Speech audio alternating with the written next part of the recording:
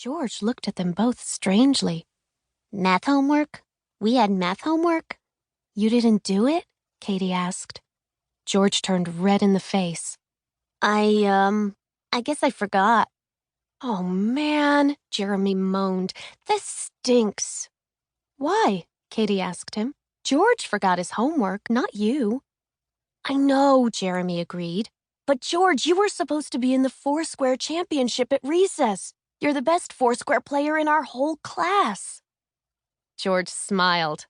I'm the king. I'm going to destroy the kids in 3B. Jeremy shook his head. No, you're not. You're not even going to be there. You know the rule. If you forget your homework, you have to do it at recess. George didn't look so happy anymore.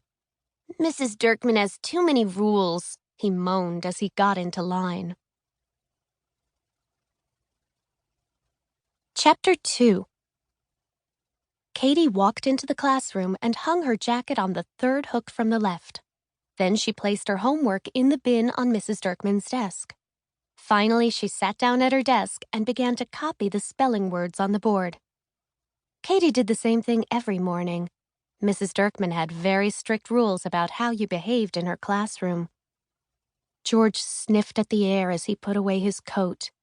Ooh, do you have tuna fish again, Manny, or did you just forget to shower?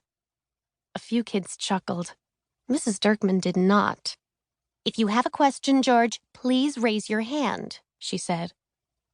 George sat down quietly and pulled out his notebook. Just then, a small piece of paper landed on Katie's desk. It was a note from Suzanne.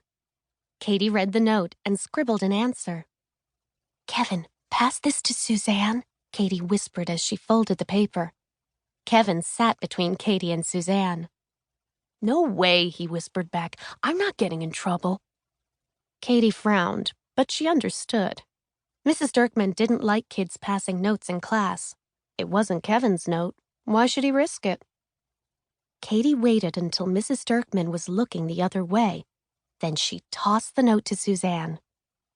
Katie almost hoped Suzanne wouldn't write back. If Mrs. Dirkman caught the girls writing notes, she was sure to do something mean. Something absolutely horrible. Something... Suzanne, give me that note, Mrs. Dirkman ordered. Oh no, Mrs. Dirkman had seen them. Suzanne looked at Katie and bit her lip. She didn't move. It looked like she was frozen. Suzanne, you heard me. Mrs. Dirkman held out her hand. Suzanne stood up. She walked slowly toward the front of the room. All the kids were staring. All except Katie. She couldn't even look at her. Thank you, Mrs. Dirkman said when Suzanne handed her the note. Please go back to your seat. Katie breathed a sigh of relief. That wasn't so bad. But Mrs. Dirkman wasn't finished. She opened the note and began to read it out loud. My mother bought me these horrible pink flowery underpants. They're for babies. Mrs. Dirkman read Suzanne's words. Suzanne buried her head in her arms. Do you have to wear them? Mrs. Dirkman continued, reading Katie's part of the note.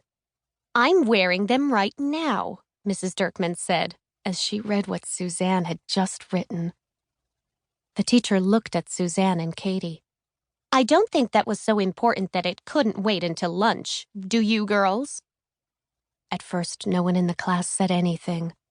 Then a few of the boys started to giggle. Soon everyone was laughing really hard. Pink flower underpants, Manny Gonzalez howled. Real stylin', Suzanne. I see England, I see France, I see Suzanne's flower underpants, George began to chant. Suzanne looked like she was about to cry. I wish I could hide under a big rock, she moaned quietly. Katie looked up at the ceiling. What if a giant rock really did come falling down? What if it landed right on Suzanne's head? But no rock fell from the sky. In fact, nothing happened at all. Katie breathed a sigh of relief. Suzanne had been lucky. Her wish hadn't come true.